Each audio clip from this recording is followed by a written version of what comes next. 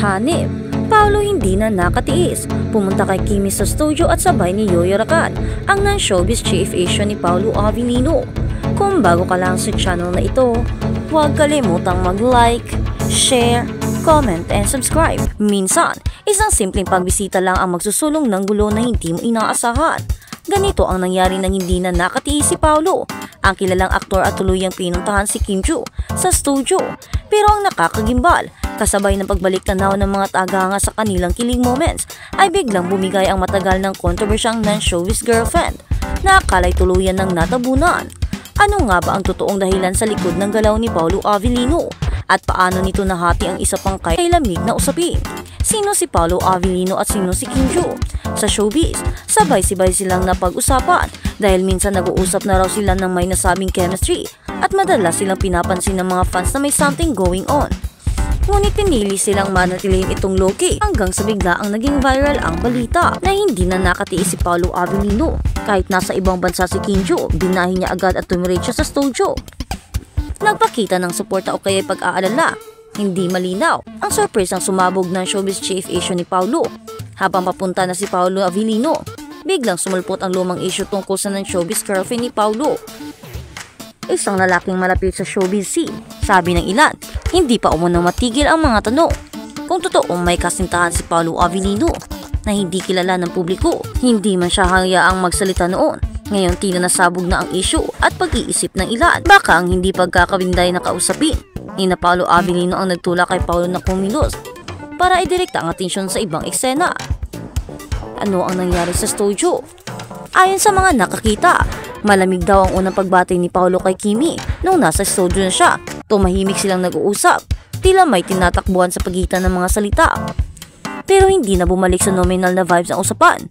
Pumutok ang tensyon nang lumabas ang mga media na handang kumuha ng statement. Unti-unting lumala ang eksena ang mga balita, espekulasyon, at tanong na dati ay palihim na kumakalat. Biglang naging mainit at explosive. Publiko, nahati ang reaksyon. May mga natulala, may tutol at may tuwang-tuwa. Ang Kim Pao shipmates, mga tagahangan ni na Kim at Paolo ay tila nag-i-excite. Sa pagkikita nila, Paolo finally showed up and supported her, sabi ng isa. Samantala ang fans ni Papi na noon ay determinado umanong ipaubaya ang private life ng artista. Ngayon ay nagulantang at nagtanong, ano nga ba talaga ang nangyari doon? Isang tanong ang lumutang. Sa likod ng drama, ano nga ba talaga ang nangyari sa puso ng mga artista? Totoo bang nagawa ni Paolo ang maliit na akbang para kay Kimi dahil may malalim na sinseridad?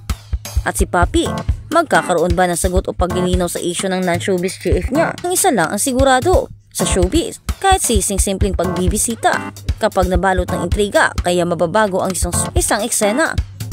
Sa studio, ang ideya ng publiko at brand ng bawat artista. At sa kabilang banda, teleserye ng Kim Pao Siksik sa bigating artista, mas lalong naging kapanapanabik ang inaabangang proyekto ng tambala. Kim Joo at Paolo Avellino, kilala bilang Kim Pao matapos ang opisyal na pagbubunyag ng Dreamscape Entertainment sa iba pang mga artista. Kasali sa kanilang pinakabagong teleseryeng pinamagatang, The Alibi. Nag-viral sa social media ang balita tungkol sa pagsali ng mga batikang artista sa nasabing serye. Kabilang sa mga bagong pangalan na inintad ay sina Iza Padilla, Jan Arcelia, Samuel V at Rafael Rosal. Dahil sa bigating line-up ng mga bituin, mas lalo tuloy naging mataas ang antisipasyon ng mga manonood na magiging takbo ng kwento. Hindi lang ito basta ordinaryong serye dahil tampok din dito ang ilang bagong muka sa industriya.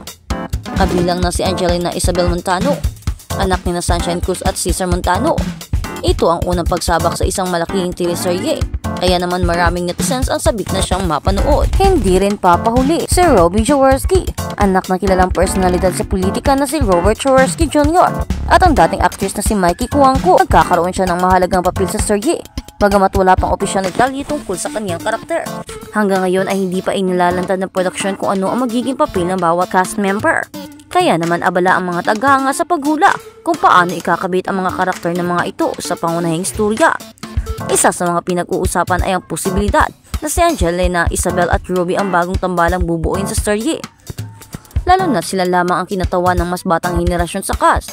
Samantala nananawagan naman ang mga tagahanga ng Kim Pao na binansagang Kim Pao Landia at ang direktor na si Jojo Sagi na iwasan muna ang paglabas ng mga litrato at video mula sa mga eksena ng taping. Nais ng team na mapanatili ang surprise at excitement. Bagamat may mga paalala, mukhang tanggap na rin ng mga taga-suporta ng Kim Pao at ng mga production mismo na mahirap talagang pigilan ang pagkalat. May ilan na ring larawan ang lumalabas sa iba't ibang social media. Sa kabuuan, ang The Alibi ay tila magiging isang makapangyahang teleserye na hindi lang magpapakita ng husay ng mga veterano sa industriya, kundi magpapakilala rin ng mga bagong muka sa showbiz. Isa itong proyektong hindi lang basta inaabangan ng fans, kundi pati ng buong industriya ng telebisyon sa bansa. Tsak na masusubok dito ang chemistry ng tambalang Kim Pao at kung paano ito maglalaro sa mas malawak at mas komplikadong istorya ng The Alibi. At sa kabilang balita, Kim Pao nag-date sa London matapos ang ASAP Natin show sa England ay spotty daw sina Kim Chiu at Paolo Avellino. Lumalabas na magkasama bitbit ang kani-kanilang malita, sumakay pa sila ng private vehicle. Ang tanong ng mga fan ay quick romantic getaway ba ito after ng show?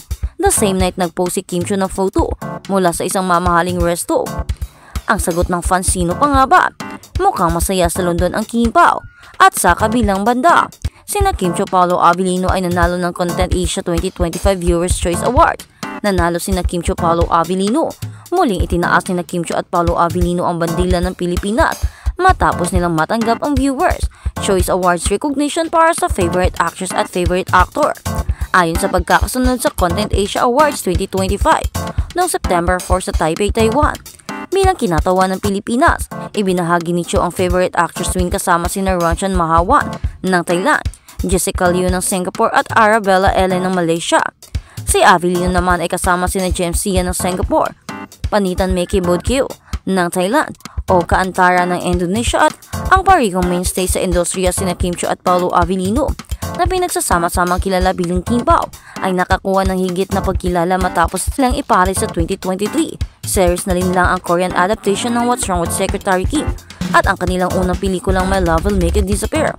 Nominado si Chiu para sa Chapel Papel sa linlang sa Contestant Asia Awards noong nakaraang taon.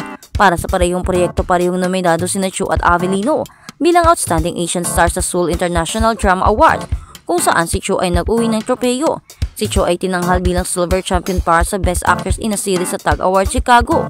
Sina Chiu at Avellino ay inaasahang susunod na lalabas sa paparating na The Romance Suspense Series na The Alibi. Samantala, nakakuha rin ng Filipino child star na si Zia Grace ang Best Supporting Actress or TV Program Award sa 2025 Content Asia Awards para sa kanyang papel sa drama ng ABS-CBN na The Savings.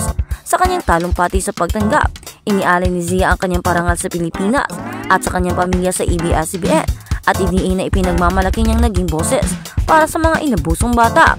This award belongs to all of us. Mabuhay ang Pilipinas. Salamat po. Thank you, she said. Thank you God and my family for their support.